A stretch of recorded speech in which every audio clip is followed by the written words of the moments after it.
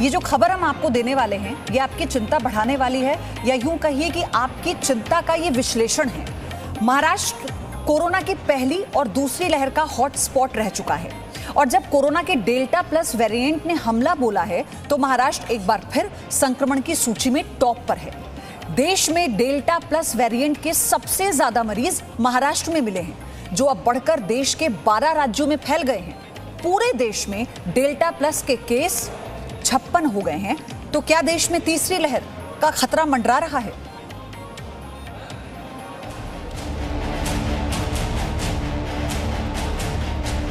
Corona ने रूप बदलकर किया है हमला। डरा रहा है कोरोना का डेल्टा प्लस वेरिएंट। महाराष्ट्र से मध्य प्रदेश तक डेल्टा प्लस का संक्रमण। क्या ये तीसरी लहर का अलार्म है? कोरोना के बदलते स्वरूप लगातार खतरा बने हुए हैं। भारत में भयावह दूसरी लहर के लिए जिम्मेदार ठहराए गए डबल म्यूटेंट यानी डेल्टा वेरिएंट में और भी बदलाव हो रहे हैं। नया वेरिएंट सबसे पहले भी महाराष्ट्र में मिला, जहां पहली बार नए वेरिएंट के 7 केस सामने आए, जो अब बढ़कर पूरे देश के 12 राज्यों में फैल गए हैं। अब तक डेल्टा प्लस के देश में 56 मामले सामने आ चुके हैं। जानकारों के मुताबिक अगर सावधानी नहीं बरती गई तो अगले 2-3 हफ्तों में महाराष्ट्र में तीसरी लहर आ सकती है। डेल्टा प्लस वेरिएंट पर सवार तीसरी लहर में एक्टिव केस लोड 8 लाख तक पहुंच सकता है, और इन मरीजों में 10% बच्चे होंगे। महाराष्ट्र में पिछले 10 दिनों के कोरोना केस ट्रेंड पर नजर डालें तो आंकड़े चिंता बढ़ाने वाले हैं, क्योंकि पिछले 10 दिनों में एक भी दिन ऐसा नहीं है जब कोरोना के केस 6000 से नीचे गए हों। हमने सबसे पहले आपको महाराष्ट्र के बारे में क्यों बताया? क्योंकि जब देश में कोरोना आया था तो महाराष्ट्र एक वो राज्य था जो सबसे बड़ा हॉटस्पॉट रहा। महाराष्ट्र के कुछ शहर, कुछ जिले, चाहे हम नागपुर की बात कर लें, फिर चाहे हम मुंबई की बात कर लें, सबसे ज्यादा पॉजिटिव मामले यहाँ पर सामने आए। लेकिन जब हम थर्ड वेव की बात करते हैं, दूसरी वेव के बाद, तो बच्चों को लेकर सबके मन में कई सवाल हैं, जिस पर आगे हम विस्तार से बात करेंगे। हम आपको ये बताएंगे कि कैसे जो आपकी समस्या है उसे हम भी समझकर उठा रहे हैं, क्यों बच्चों पर इसका प्रभाव पड़ रहा है।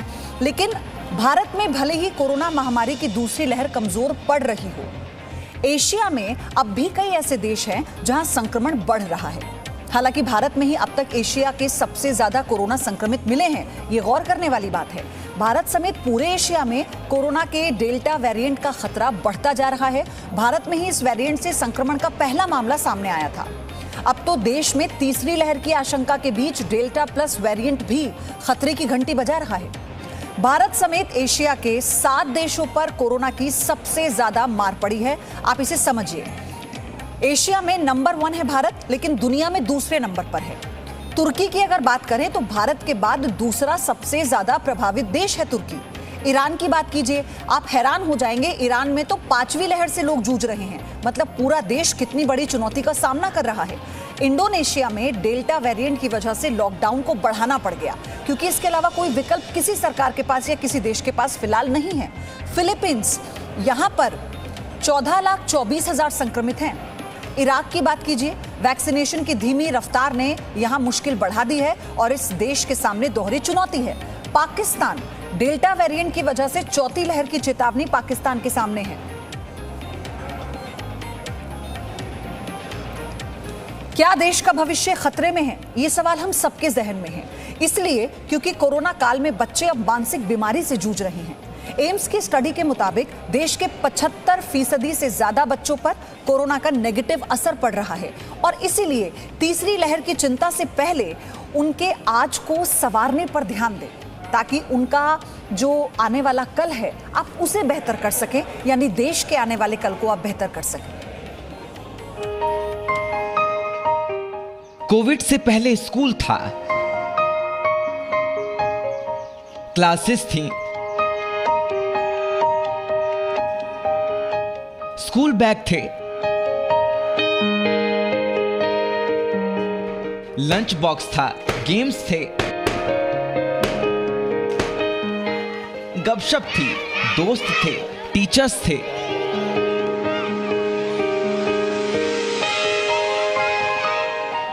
एग्जाम से लेकर फंक्शंस तक सब कुछ था।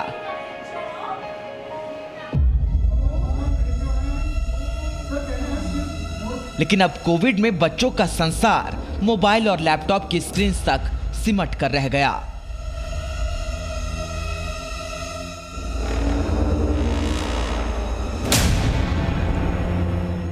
माता पिता तक को एहसास नहीं कि बच्चों के मन पर इन हालात का क्या असर पड़ रहा है। लेकिन एम्स की एक स्टडी ने बच्चों की मानसिक सेहत को लेकर अलार्म बजा दिया है।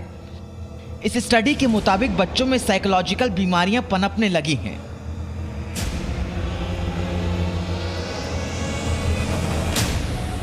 एम्स के डॉक्टरों ने तकरीबन 15 स्टडीज का एक एनालिसिस किया है, जिसमें तकरीबन 22,996 बच्चों पर शोध किया गया।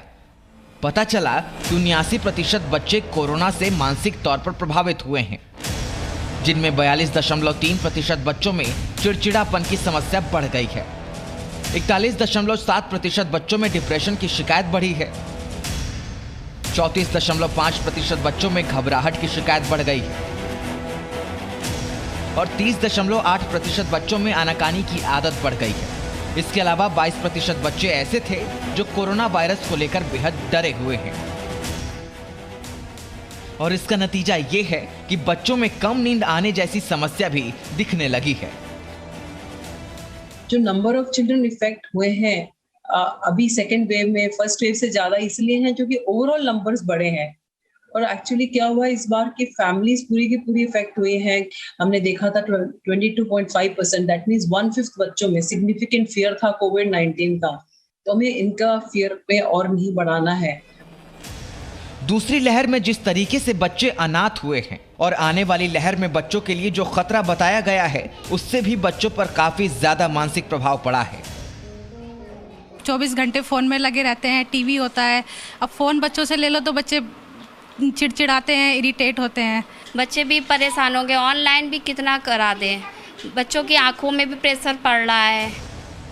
बच्चों में बढ़ती दिक्कतों को देखते हुए जानकार मानते हैं कि कोविड पर कंट्रोल होते ही स्कूल खोलना चाहिए। बीमारी से जो है जितना हार्म हो रहा है उससे कई टाइम ज़्यादा कर रहे हैं। उनके ओवरऑल विकास पे प्रभाव पड़ता है, उनकी मानसिक स्थिति पे प्रभाव पड़ता है।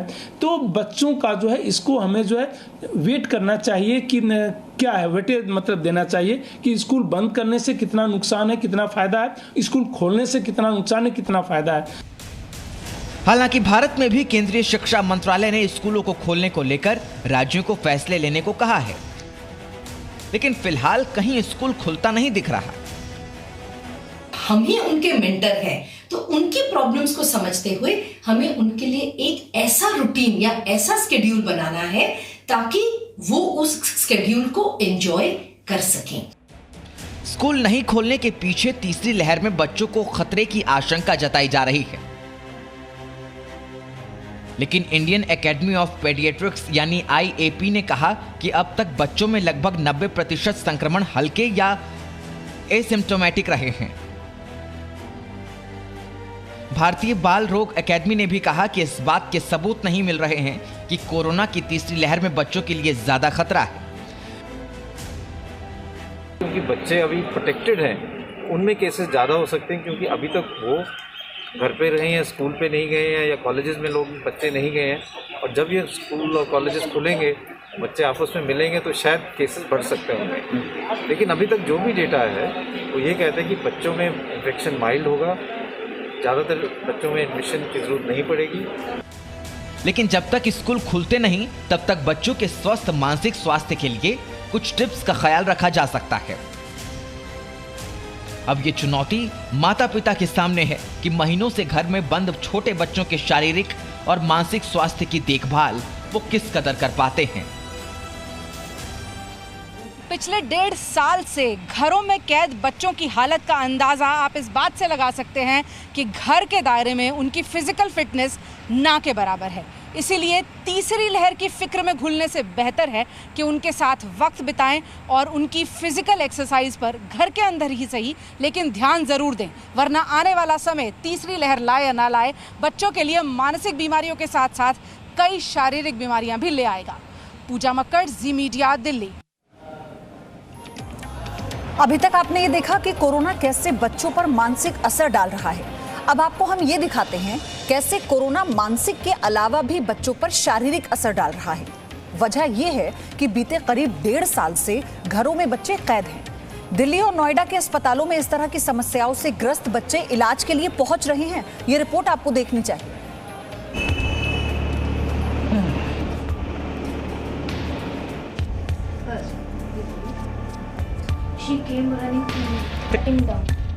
कोरोना बच्चों के स्वास्थ्य का दुश्मन बन गया है। पिछले 1.5 साल से घरों में कैद बच्चों की सेहत अब बिगड़ने लगी है।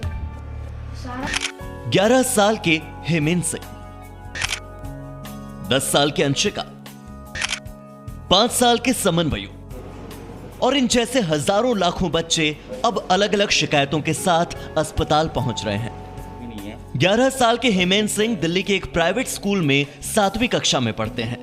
कोरोना संक्रमण की वजह से हेमेन बीते 1.5 साल से ही न तो अपने किसी दोस्त से मिले हैं और न ही उनके माता पिता कोरोना के डर की वजह से उन्हें किसी सोसाइटी में खेलने के लिए जाने देते हैं।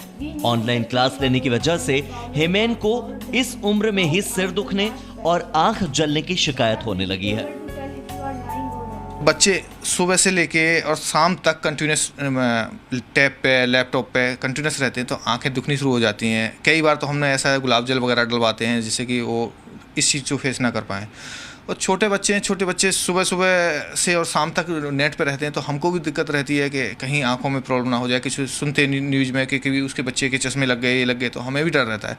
कई बार हमने अप्रोच भी की कि ऑनलाइन क्लासेस के कोई अल्टरनेटिव कुछ हो जाए, लेकिन इतनी महामारी है इस बीच में पॉसिबल नहीं है। आंखों में दर्द भी होता है जब लैपटॉप के सामने ऐसे बैठे रहते हैं। हेमेन की ही तरह ग्रेटर नोएडा के एक स्कूल में पढ़ने वाली ये 10 साल की अंशिका है। लंबे समय तक ऑनलाइन क्लासेस और घर में बंद रहने की वजह से अंशिका के शारीरिक स्वास्थ्य पर बुरा असर पड़ा है। कई बार उन्होंने अपनी मम्मी पापा से आंखों में दर्द होने की शिकायत की। कई बार उन्होंने पेट में भी दर्द होने की शिकायत की। बीते दिनों उनके पेट में इतना दर्द बढ़ा कि उन्हें अस्पताल ही ले जाना पड़ा।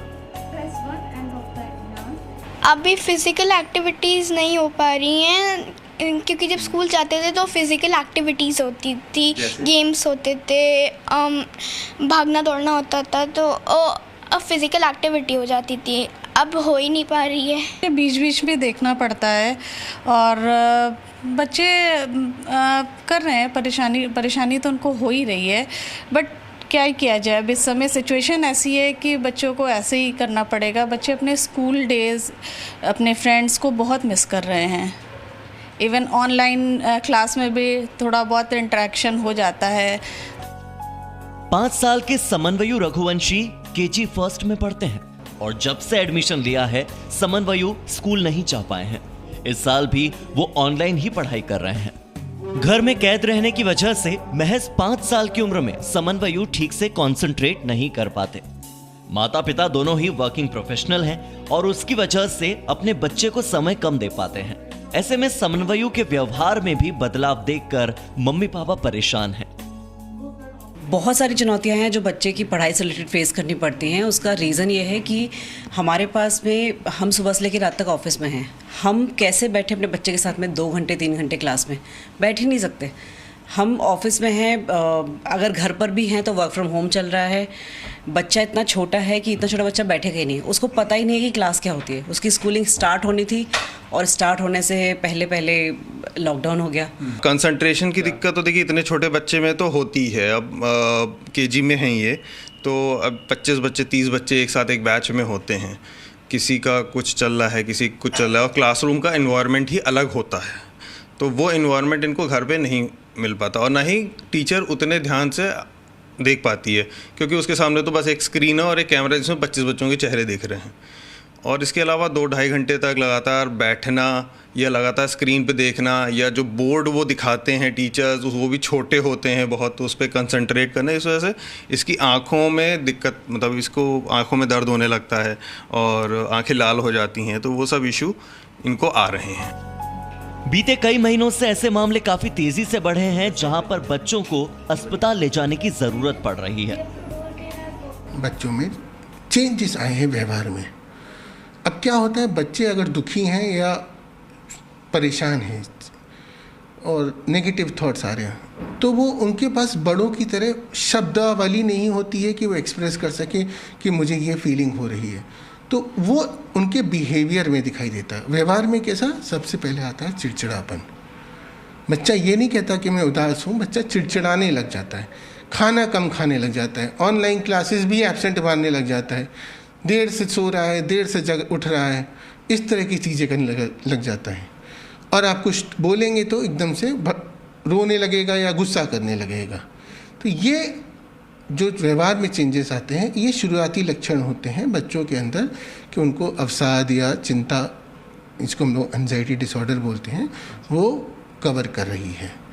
इस तरह के केसेस मैं ये नहीं कहूँगा सीवियर फॉर्म में, लेकिन छोटे फॉर्म्स में बढ़े हैं, लोगों ने जागरूक हुए हैं और इस बारे में मिलते हैं हम लोगों से और हम उनको उस पर सलाह देते हैं, जो कि केस टू केस बेसिस पे डिपेंड होती है।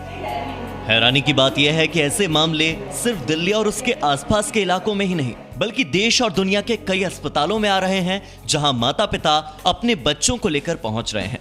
एक रिपोर्ट के मुताबिक अमेरिका के मानसिक रोग विभागों में पिछले 1.5 साल में 5 से 11 साल के उन बच्चों की विजिट ज्यादा बढ़ चुकी है जिनका कोरोना काल के दौरान शारीरिक या फिर मानसिक स्वास्थ्य पर बुरा असर पड़ा था। ब्यूरो रिपोर्ट, जी मीडिया। हमारी ये स्पेशल रिपोर्ट आपको दिखाने का मकसद सिर्फ इतना था कि आप इससे सावधान हो और अपने बच्चों के मानसिक विकास को लेकर, फिजिकल एक्टिविटी को लेकर कैसे घर में ही आपको नए विकल्प खोजने होंगे, क्योंकि ये दौर ऐसा है कि आने वाले समय में भी आपके बच्चे को घर में ही रहना पड़ेगा, क्योंकि उसकी सुरक्षा भी आपके हाथ में है। Presenting B News app available on Google Play and App Store. Download it now.